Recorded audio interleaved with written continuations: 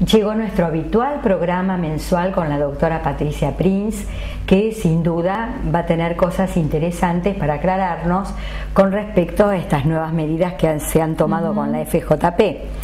Así que bueno, bienvenida eres, Patricia, todos te escuchamos atentamente, así que todo tuyo. Bueno, ante todo te agradezco por invitarme a tu programa y obviamente de qué podemos hablar. ¿Qué otro tema que esta eliminación de las AFJPs que finalmente ya es ley, donde todas las jubilaciones van a pasar a ser estatales? Este es un tema, te acordás que vinimos hablando en el programa anterior y que finalmente se concreta de esta manera. Entonces hay varios puntos para analizar. Por un lado, no van a existir más las AFJPs. Todas las jubilaciones van a ser estatales. La pregunta es, ¿puedo hacer juicio? ¿No puedo hacer juicio? ¿Conviene? ¿No conviene?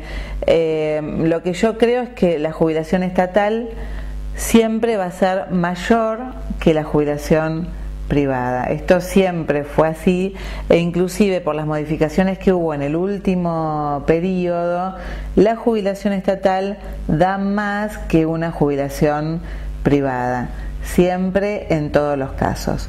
Hay algún caso que puede llegar a ser discutible, o sea, una única alternativa en la cual las AFJPs eran más beneficiosas que el régimen estatal, y que es cuando fallecía un afiliado y no había quien tuviera derecho a pensión. Sabemos que esposa, conviviente, hijos menores, hijos discapacitados, etcétera, tienen derecho a pensión.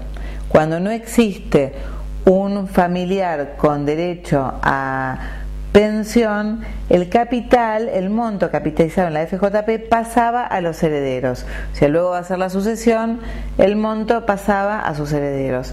En este caso, en el Estado, eso no existe. O sea, es la única contra, digamos, que tendría esta estatización de las jubilaciones.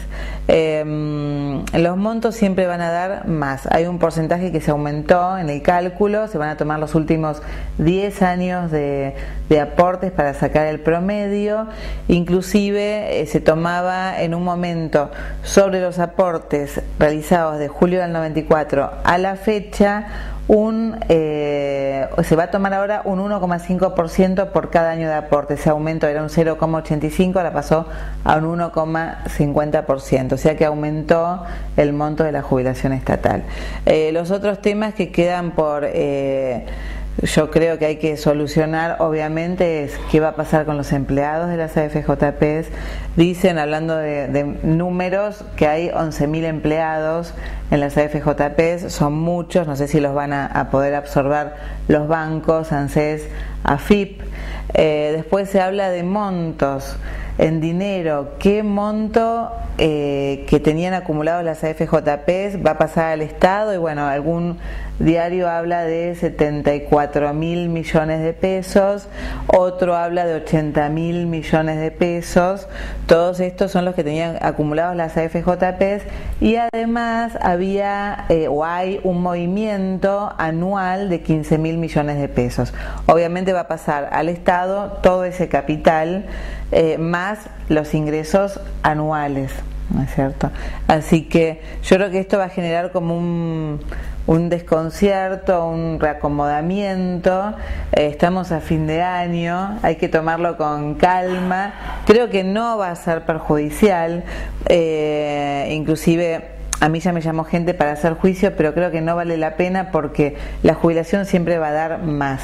Hay que ver ¿qué ocurre en aquellos casos? Pues hay gente, ¿sabes?, que además de hacer el aporte normal por su trabajo, ha hecho aportes voluntarios en exceso, o sea, aportó de más para capitalizar un monto mayor a futuro. Bueno, este caso yo creo que sí va a dar lugar a plantear algún juicio, y este que mencioné al principio, en el caso de que un afiliado falleciere y ese fondo no pase a sus herederos. Esos creo que serían los dos casos que darían lugar. Los restantes casos, y bueno, montos capitalizados, y si hacemos el cálculo, muy estrictamente y se ve que la jubilación del Estado da más, obviamente ya no va a haber derecho a reclamar por ese capital, ¿no? Así que esos son los puntos más importantes de la reforma. Vamos a ver cómo se implementan en la práctica. Por ahora en ANSES todavía, bueno, no hay tomada ninguna medida. Seguramente esto va a empezar el año que viene. Veremos cómo se reacomoda el sistema, ¿no? Inclusive hay casos que puntuales, porque esto es a rasgos generales qué pasó con la ley. Van a quedar casos puntuales ahí en una transición que temo que van a generar alguna especie de conflicto hasta que el pase esté efectivizado. Te doy un ejemplo, una jubilación por invalidez, yo inicié hace poquito y bueno, era de AFJP, ahora la están pasando al Estado, pero el Estado todavía no absorbió los fondos. Entonces, hasta que el Estado no absorba los fondos, esa jubilación por invalidez no se puede resolver. Y es una jubilación por invalidez donde a mi cliente le dieron un 70% de incapacidad. O sea que estos casos, en el traspaso, yo creo que van a tener que ser tenidos muy en cuenta o generar alguna oficina que se encargue de estos casos puntuales.